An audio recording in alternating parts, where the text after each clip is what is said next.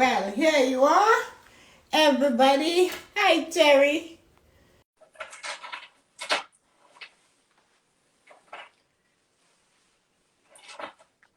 I sent it to you. Hello, here you are. Hey, how's it Here going? you are, Terry. Welcome to the Tessa-Marie show. How are you Yeah, doing? I'm doing fantastic. It's Good Friday, but you know what? It's even better. It's Great Friday because I It's get a to come on great, here and talk to you tonight. wonderful day. Oh, so I sent you all those things, and technology. I had a bad divorce. We Yeah, never got. yeah, no worries. No, I greatly appreciate the opportunity, and it's an honor to be able to talk to you tonight. Oh, you think it's an honor? I looked at your stuff. I'm so humbled. And so you have an honor. I have humble. I'm humbled.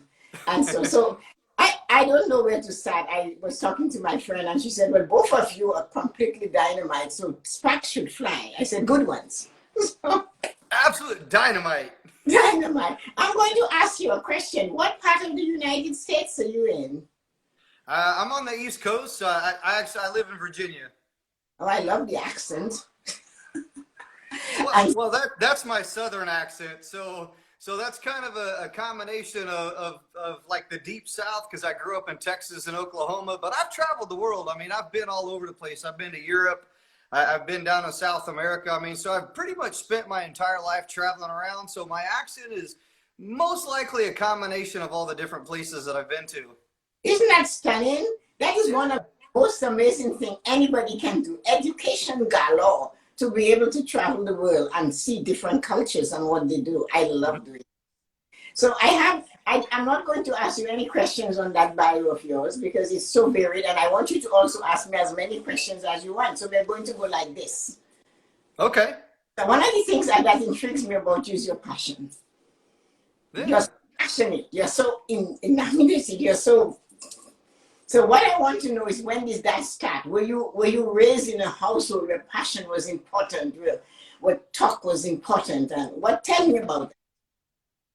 So I grew up in a military family. I have a military background. My dad was in the military. I was in the military. So I was active duty for 24 years before retiring almost 3 years ago. So having a military dad, it was really, he was really tough. It wasn't really like passion. It was toughness. So he was really tough on me. So he taught me at an early age, if you really want to make a difference or an impact within the world, you got to bring the fire. You got to bring the passion. And if you want to motivate and inspire others to take action and be a leader, you yourself have to bring that.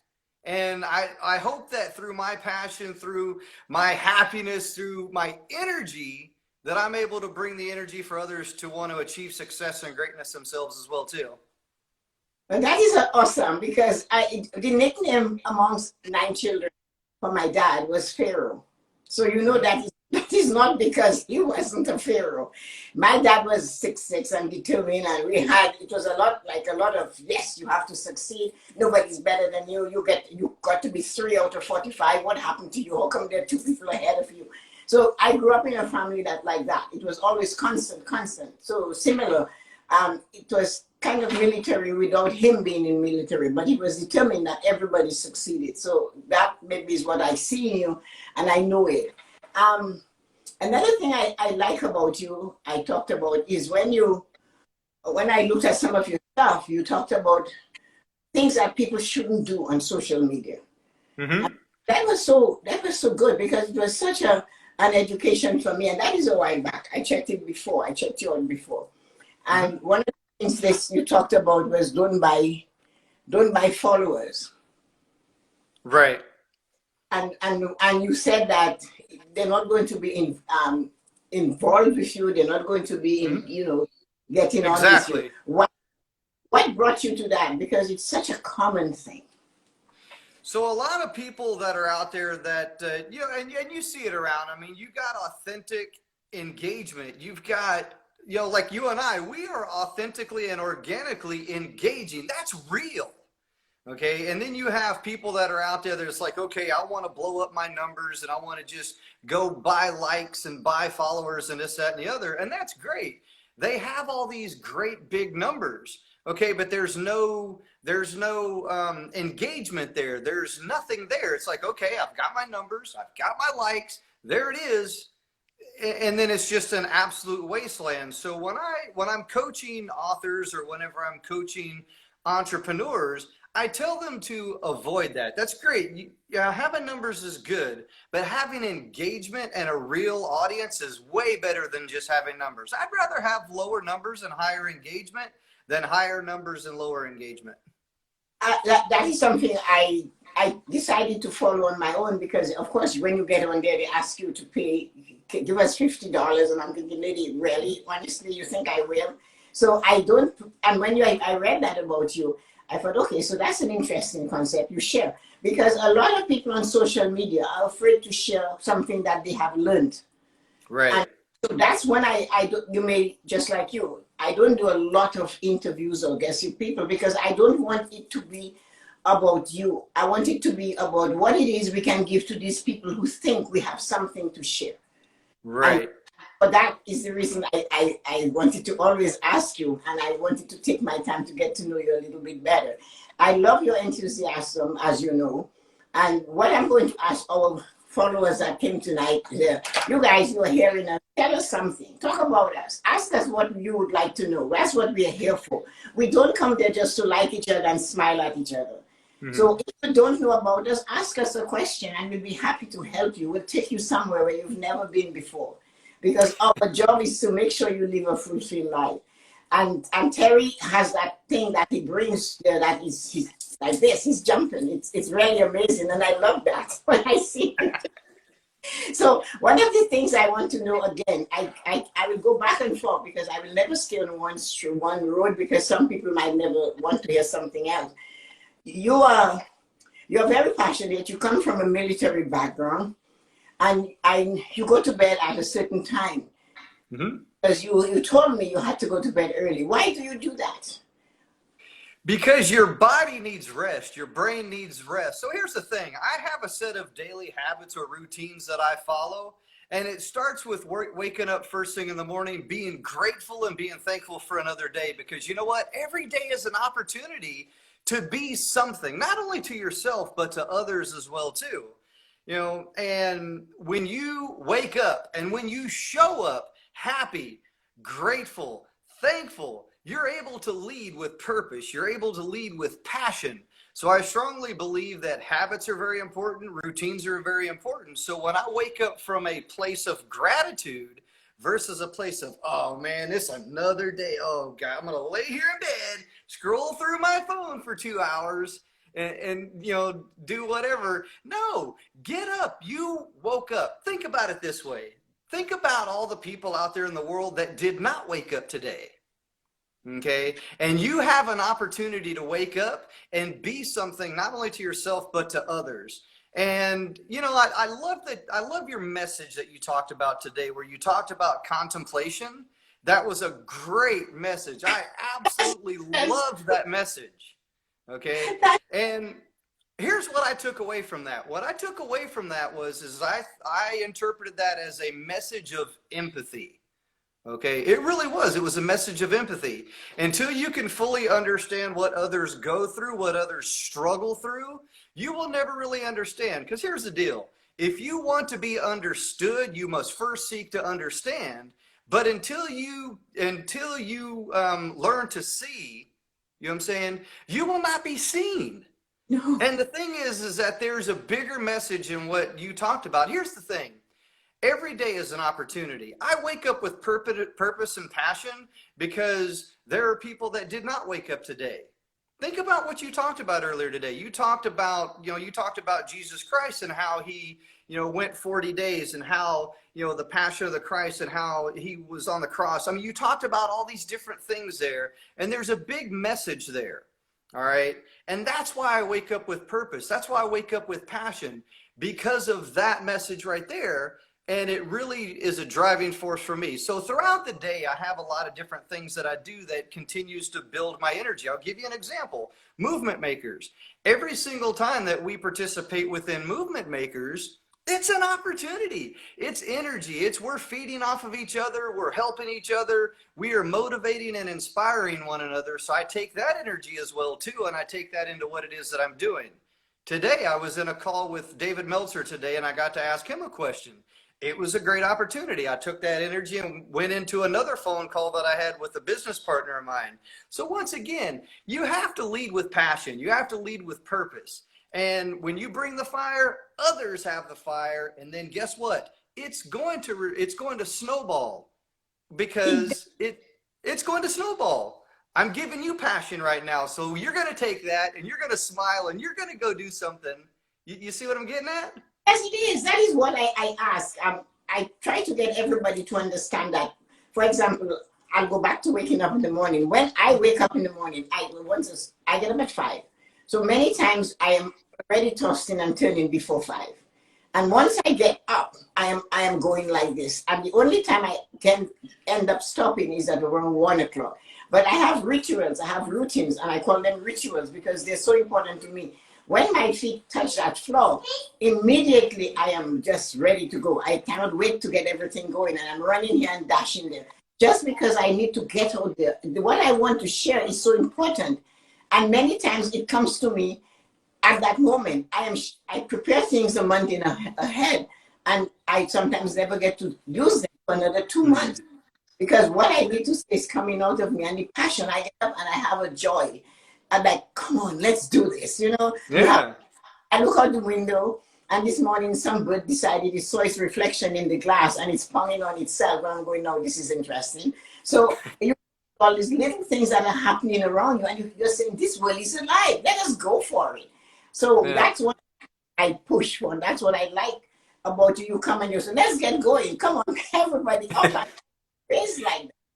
It was, come on, let's get going. We need to go to the plantation when you sit, it's fine. The cows need to be fed. Let's all get up there. It will get it done quicker. So my life has been like this always. So when I see somebody or I meet somebody like you, that is, I want to know why, because we come from 2 different spheres. I come from the Caribbean, North America. So that's why I asked you what it is that gave you that passion. You said you were in the military and you decided you traveled the world and you saw different cultures.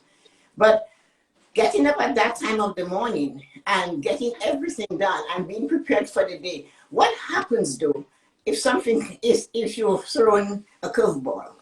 If somebody put a spoke in your wheel, how do you manage? Here's the deal. Roadblocks are opportunities. They really are. Roadblocks are opportunities. So here's every single day, there will be roadblocks. There will be things that absolutely 100% get in your way. But you have to knock those things out. Most people, when they're faced with a roadblock or they're faced with an obstacle, they'll quit. They'll give up. They'll look for reasons on why it's not possible for them to overcome that roadblock. Whenever I face a roadblock, here's what I do. I take a step back. I'm like, there's a roadblock. There's an obstacle. What is it that I need to do to overcome that obstacle? What's the action that I need to do? And then I take action. Most people make excuses. I take action. And when you take action, you will knock that roadblock right out of your way. Which is true. I look at the same, similar to what I look at a roadblock and I go, so, okay, so what are we going to do with you? Because you're already there. I cannot change that you happen. I cannot change what you're doing, but I need to change what I'm going to do. How am I going to react to you? So exactly. I cannot stand still unless somebody else come fix it. I can't. By the time my husband gets home, I've gone to Home Depot and the tap is running. And he said, fix it. I said, well, Home Depot has instructions. So I have, and when I see somebody that tells me I'm waiting for my husband to take me somewhere, that really frightens me because I'm thinking, what happens when he's not there? And that went on for a while in the bank when there were women who came in who didn't know how to pay the phone bills. And I was much younger and I knew, oh God, make sure this never happens to me. Because it's such a sad thing. So these obstacles come in our way, but we cannot dwell on them because they're already there. We have to go around them or through them. I always reference the Shawshank Redemption when he went and he carved his way out of the walls. And I said, that's what you cannot stop. You have to work on it until you can see yourself going through. So how do you deal with haters? You know what? There's always going to be haters. People are going to hate, but you know what? When people hate, keep this in mind. It's not about you, it's about them. People are hating on you because of their limitations, their weaknesses, their inability to do the things that you're doing. So they're trying to vent that frustration out on you. So I got two ways that I approach that. One, I love them because it's an opportunity to change a mindset, or even better yet, change a life. Okay? Because if someone has hate or hatred within their life, it's not really about you. It's about them, their values, their upbringing, the things that they experienced within their life, and they're trying to vent that, or at least portray that upon you. You know what? I know how I was raised. I know how I was brought up. My values are different. So when I see hate, I approach it head on. I either try to extinguish it or I try to help it. There's two ways you can do that, but at the end of the day, there's action. Well, yes, as long as you take action, because we all face it at some time or the other. Somebody will come that will, sometimes it's at you. I've had people who have done that. I've been sitting on the subway and somebody told me some man said, I just don't like black people. And I said, neither do I. And when I said that, he looked at me and he just kept going because he couldn't reply. I said, neither do I. So the Donato is saying, who do you see yourself? What did he say? He said, who do you see yourself as, or who will you be in 10 years from now, Terry? That's your question. You take that on. Absolutely. So to answer your question, you know who I'm going to be? I'm going to be me. Terry Thompson. That's exactly who I'm going to be. You know why? Because there's only one of me and I'm one of a kind. I'm special. I'm unique. I have a voice and I have a message to bring to the world. If I focused on bringing other people's message to the world without bringing my own message and my own voice to the world, I'll be just like everybody else. That's the reason why 10 years from now, I'm going to continue being me. So the question now comes up for you. You have to ask me some, but I'm going to continue to push me. So between mother and father, the army is over there. Which was the person that gave you the most life lessons? Because you have a lot of them. Those lessons weren't taken from recently or 20, 40 years ago. Some of them you heard, because I heard a few of them. So which of the parents had those little nuggets? Because you do have those little wise things, the wisdom. Who was the wise person in that family? So within my family, it was my father. My father was the hardest and the toughest on me. He always gave me that father's love. He always gave me that fatherly push. He always gave me that drive and determination that I needed in order to take action. My mother, on the other hand, she's always been that love, that compassion, that shoulder that I could cry on whenever I needed someone to either cry on or I needed someone to talk to. So for me, my parents were both yin and yang. Depending on what it was that I needed, I leaned on one or I leaned on the other. So big story. My family my mother and father divorced when I was 11 years old. Okay. And I'm 49 right now. So they've been divorced for quite some time. They've been remarried. My mom has been married 4 times during her life. My dad's been married twice. So I have a lot of knowledge and experience from seeing different parental roles and responsibilities, so to speak. Here's the thing. If you want to get something from someone, because everybody in life is a mentor. Everybody in life can teach you something. Once again, you can't be seen until you learn how to see. And when you see in others what you want to become, you will become what you see in others only when you take action. I've taken the best of everything that I've seen within my life, and I take action on those best things every single day. Wow, because my dad told me, here is a very good bad example. And of course, the first time I was quite young, but he explained it, and he said, a very good bad example is something you must remember that you should never do. He said, it's a really bad example of what you shouldn't do. So I grew up with that, and I kept it. And I spent maybe the most of the 9 siblings. I was the one that had the widest gap between another sibling. So I got all of that attention, and I listened. I was a tomboy, so where he went, and he was an architect and a builder, I was all over the place with him. My mom was a wise woman. She was that type of a person. So she had her thing that she taught you, and it was always unique. She was an entrepreneur. She outsmarted the lawyers and judges and whatever. Her story is a book by itself. and she was only 5'2", but she insisted she was 5'2.5". So that's what I came from, and it was a very powerful union. They lasted 70 years until she passed away. But we were in that type of a family that demanded the best out of you, and you had to perform. They didn't, my neither parents knew what it was to fail, so they asked you, where did you learn that? And it was not in this house, and they would tell you that, not in this house. You didn't learn it here. So wherever you got it, you take it back and leave it there. So this was the kind of discipline we had. And so similar to what you're saying with your dad, and then you had these experiences with him, and the army did really kind of put the icing on the cake for you. If you look at your children, you have how many? I have 2 children. I have a boy and I have a girl. And what do you see any of them have the qualities that you like the best in you? That they're not afraid to take things head on. I have given my kids confidence. And the thing is that, you know, a lot of kids, the kids are impressionable. Okay. What you teach them, what you show them, they will learn and they will follow. Once again, kids will emulate everything that they see, everything that, you know, they hear. And it's funny because when you're out and about and you see other people's kids, those kids are a direct reflection of their parents and the things that they learned from their parents. So when I see good kids, when I see bad kids, I'm like, okay, well, they had good parents. They had good role models. They learned from the best and they, you know, they took that action. The same thing goes for bad kids or perceived bad kids. You know, once again, I think that there's moments in there where kids can be good or bad, depending on the situation. But when I see my kids, I see myself in them. I see my wife in my kids because my kids learn from both of us and they have learned different things from us because what I bring to the table is what I bring to the table. What my wife brings to the table is what she brings from the table. It's up to my kids to take what they can get from us and then go out once again and do what they do. It's still a choice no matter what at the end of the day. I'm going to ask you an opinion on, not that you don't have them all the time, but this one is because you said something just now.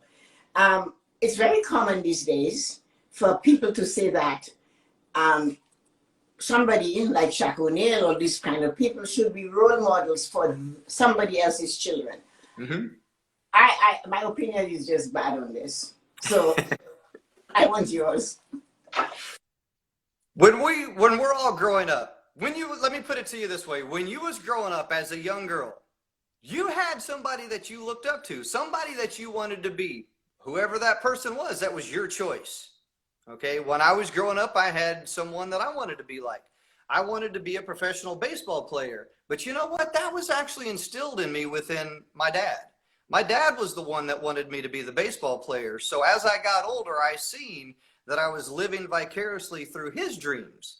So when I did not become a professional baseball player due to injuries when I was younger, you know, I did play baseball. I grew up, I played high school, I played college, I played semi-professional baseball until I got injured back in 1992. And then that's when I went into the military. I was like, well, I don't have any other choice. Okay, because, well, I saw him growing up in the military. So, of course, I followed because everything else kind of went down the tubes and I joined the military. I did exactly what it was that I knew. And the thing is that kids these days, they have lots of role models and they choose their role models and they take action on what they see and hear. Here's where the problem is. The problem is whether parents are involved or not involved. If parents are involved, guess what? Their parents will be role models. If their parents are not involved, well, somebody else will be a role model, like Shaquille O'Neal you mentioned, and other people that are out there, YouTube influencers, whatever the case may be. Because today, it's easy to put an iPad in a kid's hand and let them just go do what they do. Okay. And I think it's crazy. Yeah, that is true. And we'll touch on that. But what about if that role model is saying, I don't want to be your child's role model? You should, because people say it like, it is expected of me because I'm a successful athlete. I'm a big movie star, but that's not my responsibility. So I'm against that. I think the role model should be in the house. Well, no matter what house you live in, that role model should be there. So that's what I'm asking, because I hear it all the time. Somebody makes a mistake or they do something bad. Well, he's a role model. And I asked for whom? Well, for all these people. I said, no, these people should have their own role model in their home. And that is what, that's why I'm out on the side with that. But I'm out on the side for a lot of things anyway. So, right. So I'll kind of touch on that a little bit, because here's a current conflict that we have within the world today. I'll give you a great example of what's going on in the world today. Right now, in the last year, we've all been on lockdown. Okay. School has been online, virtual school. However, teachers and schools have not done necessarily the right thing in teaching kids. And there's a double-edged sword here on what I'm about ready to say, and there's a difference in perspective. Teachers teach, that's what they do. At the end of the day, parents parent, and that's what we do. Okay. However, I strongly seen, and this is an issue that I've seen, and I'll give this great example of school, putting a lot of things onto the parents because schools didn't really understand how to proceed. Technology, we didn't understand the technology. Okay, well, we're going to do this, and here we go, and well, we'll just call this, a year, and then we'll struggle through the year. So for me, I think that teachers are a great role model. I strongly believe that. But in the last year, I've literally had a different respect for teachers than I ever did in the past because of the current situation. Now, I take that as a parent, and we caveat on that. So between me and my wife, we take that additional step to have the kids read at night, to have them do different things at night, give them that education, and then additional education beyond that. So just to kind of tie into that, I think that, when I was growing up, teachers were role models. Parents were role models. Sportsmen, athletes, we're all role models. Firemen, policemen, all role models. Okay? But at the end of the day, that parent must be the first role model, regardless of everything else that's out there. I believe that. I really do believe that, and that's what I think, and I'm committed to that. You are the parent, decide that decision. You make the commitment, and you have to do whatever you need to do to be there. And I really would not like to be in a teachers are just the load they carry. At least in Canada, they get paid really well. In the United States, not so well. But it's a huge responsibility. They've got your children from 8 in the morning until 3 o'clock in the afternoon. And that is for one reason. One of the teachers said that she did not want to talk to me. And I said, no, I don't know you. You have my son from 8 to 3 and you don't want to speak to me. Come on. I see him by 5 and then by 8 he's in bed. You have him. Tell me what's going on. So I in your face, but I insisted on being in their face. And they understood that. So they respected that, and they made sure they communicated with me. But they knew when they looked at my children whose head they saw behind them. And many times my husband would be kicking me under the table at a parent-teacher night because I was so determined and hard and wanted to know what was going on. I can relate to all that. So I've had, I'm telling you, I'm the worst at it and I have to kind of tone myself down a little bit, because if I got carried away and I got motivated in a parent-teacher conference, they tell me to get out of there. So I've been inspired, and I use the word inspired loosely when I say that, on phone calls with teachers, because I've literally had to put a couple of teachers straight. I'm like, look, if I got to tell you how to do your job as a teacher, you don't need to be a teacher. So why am I showing you how to do this? I said, you know what? I was a teacher. I have been a teacher. I've taught at this level, this level, this level, and this level. I said, I know exactly what you're going through, what you're struggling with. So don't, you probably either need to listen to me, or better yet, take the advice that I'm giving you and you be the conduit between what I'm giving you as feedback. Take that to who you need to, your principal, your superintendent, your county, whatever the case may be. So it was kind of one of those things. I got kind of hyped up there in the moment whenever I was trying to teach a teacher how to be a teacher. I had a lot of that. I had a lot of that. I just had a lot of that. It just was too much. I was the kind of disciplined to the point that Michael reminded me today, there was a time you get gifts from the bank from customers, and I had all these cans of cookies. And around this time of the year, there's no my buddy with money at church. So I'm taking these cookies to take it to the church, whatever we had. And I'm lifting the tin, and it's kind of light. It was done in the cold room. I opened the tin, and all the layers of the choice cookies are taken. Second one, same thing. came up to the upstairs and I asked my eldest daughter, she said, Mom, you know I do this sweet. So as used to. So one is 13, one is 15. And I said to them, well, here you are. Who did that? So they said they did. I said, okay. But what they both forgot was that a teacher, a police officer went to the school and he said to Michael, in Michael's class, if your mom hits you or your dad hits you, you can charge them with assault. So he came home, in that at the kitchen table at dinner time, and I was the mother that if it was happened to be the spatula or a pair of shoes or a pot or entire chair, it can come in. I just didn't know. I didn't send it out. My husband turned green, yellow, and pink, and he's telling me, I told you that was something you need to stop. I remember telling him in October, there's been more than one way to skin a cat. So when that happened, I said, come on, put your coat on, and I put them in the minivan because they were in sports, so it was minivan and hockey sticks and whatever. And I drove straight to the police station. I walked in with them and I said, I want a youth officer. This policeman of white guy is looking at me and he thinks I must be Medea. And you can see something, he's wondering, what is she up to? And are you? No. I said, can you get me one? Can you tell me? I know you're not one. Go find me one. So he brings this up his pants. And as he walks in, he looks at Michael. He goes, hi, Mike. I said, so you must be the one that gave hi, Mike that advice at school. I said, well, I told him. So I said to him, listen to me. I pay taxes. I own a house. And these people stole from me. So what can I do? I want to charge them with theft. And I told him, he stood there and he looked at me and he said, well, Mom, let me talk to them. And of course, he talked to them and made them do volunteer work and paid back for the cookie. But then he looked at me and he said, I wish I had 10 mothers like you. And I said, but that is because I told him I couldn't give him a whooping. So I had to set the lesson straight here.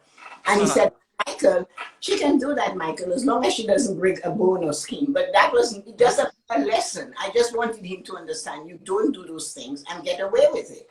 And both of them. So as a parent, you almost have to have your finger on your head like you're looking for a pulse. And that is what my dad said once. He said, I have 6 sons. I need to know where they are at all times. So my finger has to be on the head looking for that pulse. Where are they? What are you doing? And so that is what I came from. So that's the only thing I knew. So anyway, they survived and they're adults today. Yeah. Well, look at it this way. We're all here. We survived a lot of differences and a lot of things over the years. So when it comes to disciplining a child, there's many different perspectives on how you discipline a child or how you lead a child or how you teach a child. The thing is that you need to be able to let the child understand and know that it's okay to make mistakes. It's okay for you. Yeah. It's okay to make mistakes. Here's the mistake that you made. Here's what you could have done or what you should have done in order to correct that mistake. Now, the next time that you're faced with that opportunity to do what it is that you did wrong, you can do it this way. Here's the thing. The moment you raise your voice, the moment that you raise your hand, your child is completely shut down and 100% will not listen to you. That's why you need to motivate and inspire your child to take appropriate action through the things that you teach them. You teach them right versus wrong. Look, 2 wrongs don't make a right. No, 2 wrongs wouldn't make a right. But when a police officer goes to school to tell the children you can do that, what does the parent do? That means anything. That child can say they did that. So I wanted to know what my rights was, and I decided, you're going to learn you shouldn't take what doesn't belong to you. It still wasn't yours. You didn't ask for it, and you'll never do that again. So he always refers to that. He said, that was a lesson I'll never forget. But I had to, and I knew, if you don't correct it now, you're going to leave. And I was not raising any statistics. I told them I was not in the statistic pool.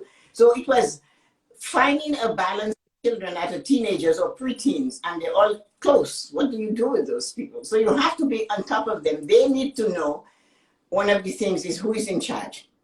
Yes. They were allowed to have opinions, they were allowed to do things, but they had to know, you come home, you have a key, you have heat, you have hydro, you have water, you go to school, you have one job. And your job is to do 100%. So when you get me 50%, I'm not going to be happy. That tells me putting half yourself into what I need you to do, which is 100%. So this was, so as I said, they survived, and now they look at me and think I was crazy, but they survived. And that's what happened in the end. So When I asked you what you were going to do when you 10 years from now, and you said you're going to continue to do you, how are you planning to affect the world? So I got several things that I'm working on. I'm business partners with a few different people, and I have multiple projects that I'm working on. So I'm an author and I'm an entrepreneur. All right. So, and I'm also an influencer. I'm also a leader. So the thing is, right now I'm currently working on a new book. I got a new book that I'm hoping that I can get done and get out there. And that's always my message. I look at my books as my message. And when I can put things into a written or a vocal or a video format and distribute that out to the world, that's basically me sharing a piece of me out there into the world. So that continues to be my mission. I'm also on a mission to work with authors and work with entrepreneurs to help them gain the mindset in order to build themselves up as a business, as a brand, as an author, as an entrepreneur. I'm also working on some things that are within teaching and this, that, and the other, because I'm a course writer. I'm a training developer, so I write courses. I'm developing courses and developing training. So I'm always in that vein right there of developing training and courses. So one of my newest projects here recently is I teamed up with a cybersecurity expert, and we're conducting cybersecurity training, and we're out to kind of solve one big problem that's out there. And it's in the same vein of education, because here's the thing. Colleges and universities out there charge a lot of money for the things that students go through. And I think it's ridiculous. So I teamed up with somebody to basically bridge that gap of things that cost way too much money. And we're developing our own courses, our own curriculum, our own things, so that way we can not necessarily compete, but gain a little bit of that market share in a different way that could lower costs for students, for people trying to get into the cybersecurity field or the information technology or computing world. Because here's the thing, it's not going away. Cybersecurity is here to stay. Computers, technology, it's here to stay. So I partnered up with somebody, and that's exactly what we're doing. We are developing courses, curriculum, training programs that will bridge that gap between the high prices of colleges and universities to where it can be available to people worldwide. And that's one of my big missions. When you talk about a mindset for an entrepreneur, what is that like? That anything is possible through your example and your action. So it all starts right there within the mind. And when you have a strong mind yourself, here's the thing, it comes down to leadership. You must lead yourself, and more importantly, lead your mind, because anything that you say, anything that you do begins right there within your mind. So when your mind is strong, your actions are strong, your voice is strong, your mission, your purpose, your goals, everything is strong. But you know what? It all starts right there, and the stronger that is, the stronger everything else is. There are some entrepreneurs that have a very weak business sense. What advice do you give an entrepreneur who is very good at what they do, but when it comes to the business side or the money side what do you say to them? How do you glide them or slide them through that learning process? I'm going to use something by Evan Carmichael. Okay, now there's many quotes that I can use, and there's many different things that I could say here, but I'm going to use Evan Carmichael. You know why? I love Evan Carmichael. I love his training. I love his programs. I love basically the family environment that he brings within his world. And here's the quote: if you want to soar, get a mentor. All right. And that they get a mentor on the financial or business side of it. Exactly. So the thing is that if you want to be somewhere in business, within life, get a mentor, get somebody else that's in the space that you want to be, and learn from them, discover from them, eventually work with them. Okay. Look at us within Movement Makers. We want to be in a certain place. We're with Evan Carmichael. He's the leader. He's leading us, providing purpose, motivation, and direction. In other words, leadership, to inspire and motivate us through his example. And we're going out there and taking action. And he's right there watching us along the way, as he should. So when I think of entrepreneurship, I think of entrepreneurship as leadership. I am learning things, I'm discovering things, and I'm sharing those things, because you know what? It's like the book says right there, I'm built to serve. We are built to serve. And when we serve others, you know what? There's no greater feeling than the purpose and the passion behind that, that when we see others succeed through our example, Yeah, that's a great feeling right there. it is a wonderful thing. That is something I experienced a lot in financial training people to manage your money by getting 25-year-olds and 27-year-olds to be ready to purchase a house in a year. So these are type of things I love seeing happening for people. But when I come across an entrepreneur, I had to, in my book, Controlling the Debt Monster, I talk to them about your bank. Your pocket is not your bank. A lot of entrepreneurs, they keep everything with them. They use it.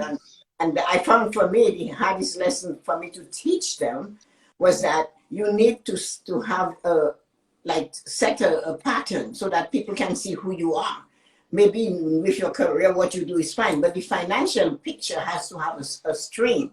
So when you come to the bank and say, I need a loan to expand my business, you cannot just walk in and say, I have had my business for 10 years and you have no history of showing that. And another thing to tell them, you need to understand that you should maybe pay taxes because, especially in COVID time in Canada, if they hadn't paid taxes as a small business or they hadn't filed an income tax at all, they got no money.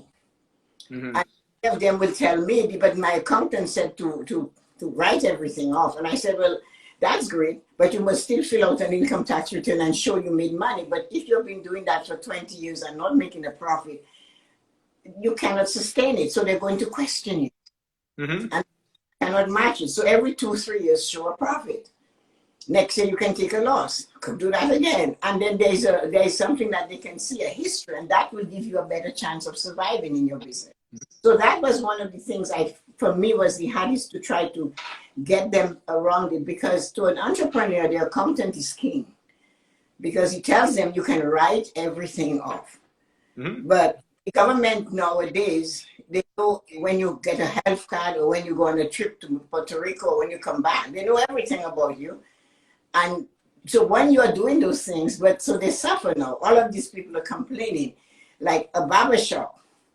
Those people working in there, they keep all the cash in their pocket. Well, they couldn't get any money. So these were a big area that suffered. So that's why I asked what you did with that. But as you said, they need a man on the financial side. It's really a narrow space. So you need a special person that will give them the honest opinion. Right.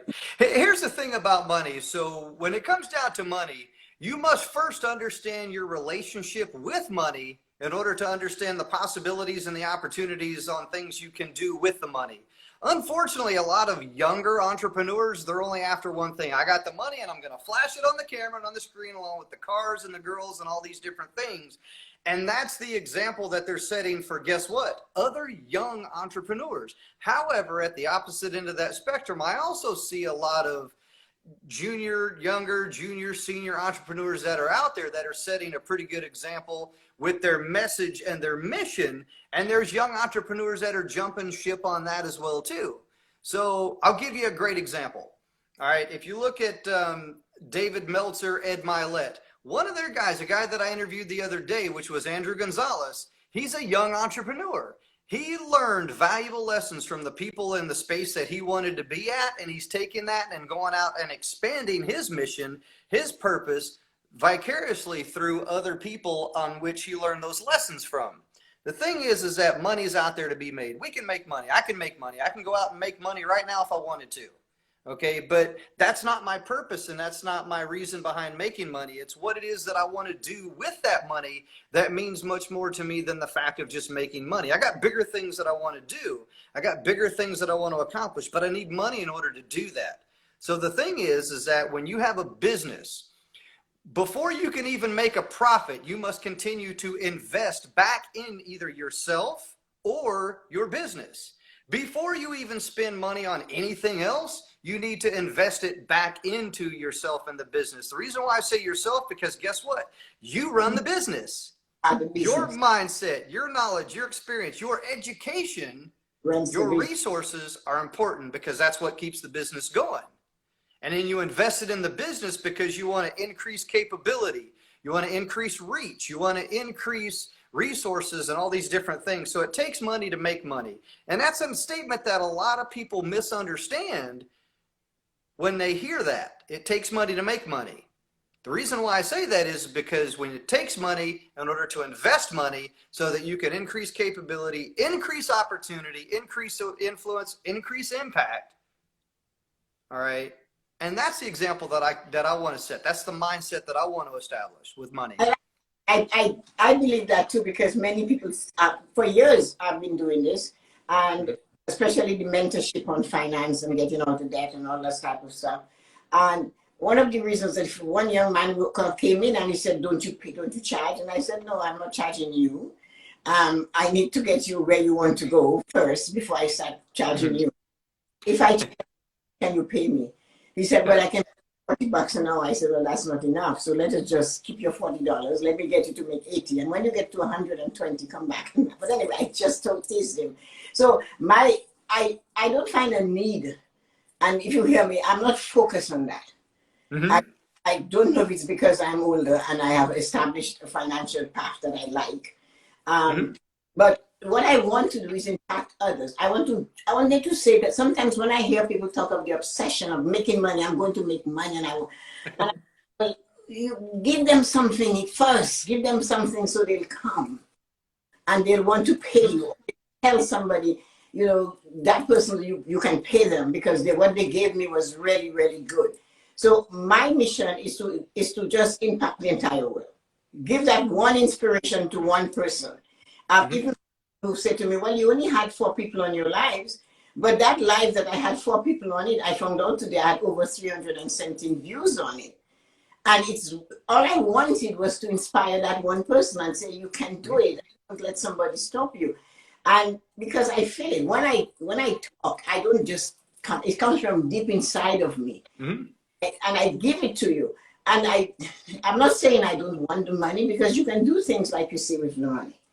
You can grow and do more. You can get bigger and you can influence more people and you can affect more people's life.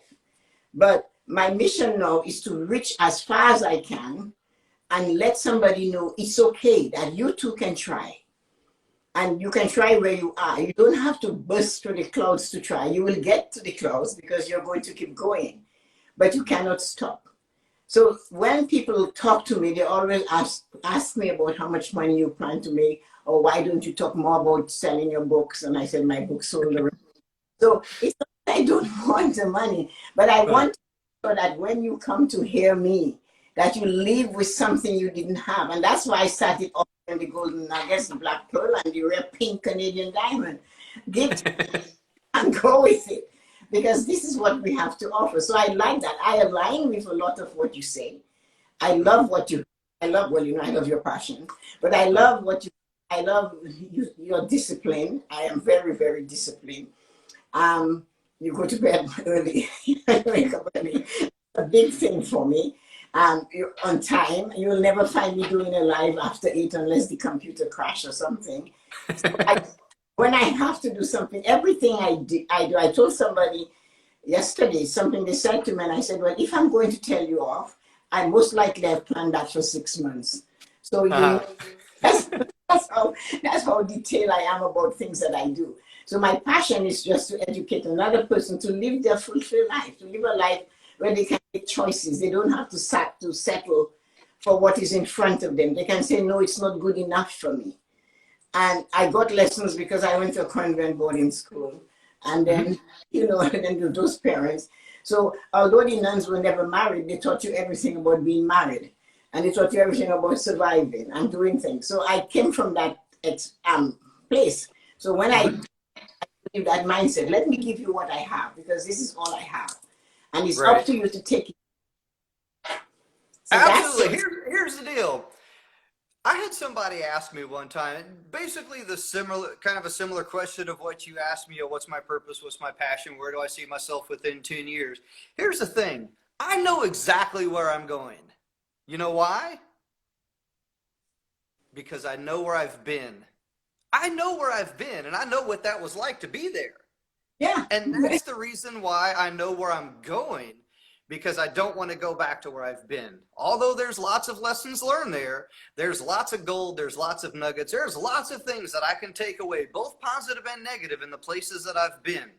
But you know what? Where I'm going is more important than where I've been. And you ask me, who do I want to be within 10 years? I want to be me. That was the next. I want to be me, but I want to be a better version of myself, because you know what? If I don't improve, if I don't continue to learn, if I don't continue to grow, then I will never be able to continue to influence and impact not only myself, but those that I lead and those that I inspire. So you know what? I know where I'm going because I know where I've been. Well, that's exactly what it is. When you're getting married at 22. I was 25 when I got married. With 2 university degrees, well, opposite ends, one in math, one in English. It was really lots of fun. Nobody understood what I did, how I did that. And then realizing we had to start from scratch. So when I did a workshop long ago, and I put that my first saving amount was $3.50. One of the students, was a very bright student, said to me, "Miss, you have the decimal point in the wrong place. It was really $3.50 we started with, $1.75 a week. And if we hadn't done that, we wouldn't have had the root. That was the root of what we started. And I know what it is to buy in bargains and stuff like that. I came from a home where I didn't have to, but once I chose to come to Canada with my husband, I had to leave what was my parents behind and start my own life. Luckily, I had the fortitude and what they put into me to make me do that. But we started with $1.75 savings. And of course it grew, but it was a discipline. We had no choice. That's all we could. But we knew it could grow. At least I and my husband decided we were going to make it. And people don't understand that, because when I try to say to them, you need to start savings, and you cannot only keep paying debt and not putting any money aside, because it will be a spiral. You'll go back, something will happen. Murphy will come to the door and tell you the battery is dead. What do you do? So I had to explain to them, I started with you. I started worse than you are. My pay from the government was $211 every 2 weeks. I've been there. I've been there before too. I've been there to where I lived off of less than $10,000 a year. I've been there. Of course, that was what it was. But Terry, this was wonderful. So we chat and we chat and we chat, and everybody saw that we chat all night. So that was great. I really enjoyed that conversation. I hope you enjoy it. Absolutely 100%. I mean, like I said, I am 100% truly blessed for the opportunity to be able to talk with you. I had fun tonight, and yeah, I look forward to talking to you again sometime. Yeah, next time I'm going to have to sit with you. You will have to be the one asking me the questions. Although I think you know a lot about me. Everybody that was here, Janet, there's so many wonderful people that came in to see us tonight. Some of them yours, and some of them Ali and Janet, and everybody. So a lot of movement makers are here. And it was really nice. Thank you guys for coming. We are honored to have you come and see us tonight. He's a little bit more wild than me. He tamed me tonight because I wanted to ask so many questions. I hope everybody learned something. And Terry's fabulous. He has a wonderful, absolutely wonderful series of stuff he does. So you should check him out, follow him, and see what you can learn from him, because he has a vast amount of knowledge and experience that he's sharing. And his energy is so contagious. It goes right through the phone and it knocks you down. So have fun, everybody. And I'll see you guys again tomorrow morning. Oh, no, tomorrow is Saturday. It's my day off. Yep. I think it's house cleaning day for me. So Saturday is usually the day that we clean our house. And then, of course, Sunday is Easter Sunday. So we will be celebrating that and, hanging out with family and everything, and doing things on Sunday as well, too. However everybody celebrates. Yeah, I thank everybody that would listen tonight, and thanks for having me on. Truly, I'm blessed. Oh no, I've been dying to have you, and I just wanted to. I said, you know what? I'm going to wait until I feel him. So I said, I'm going to do it today, and so today was the day. And so like it's Easter Sunday, so I think we're going to the lake house for Easter. So maybe I'll be up there, be at the lake and sitting outside. It will be cold, but it's still lovely. Yeah. And so, yeah, it's a little cold here. It was pretty cold and windy here today. Yeah, it is. We have that weather, but summer is coming, and then we'll be outside, and maybe just with the family. We are locked down again. We are locked down for a month, so we're not going anywhere. So anyway, Terry, thank you so much. And everybody, there's so many of you. I don't know what to do, how I'm going to retain all these names and wonderful numbers. I'll see if I can. It would be so nice. So anyway, thank you everyone for coming. And Terry, thank you for being so generous with your time and sharing all your wonderful nuggets and all your stuff that you gave us tonight was great. So thank you so much. And have Thank a you very much too. happy Easter. And I'll see you on Monday. All right. I won't be back on maybe until, oh no, Sunday. We're not doing anything on Sunday. No, no Yoko and Tessa this Sunday. Yoko. All right. We'll see you next time. Okay. Thank you so much, Terry. Bye-bye. All right. Good night. Good night.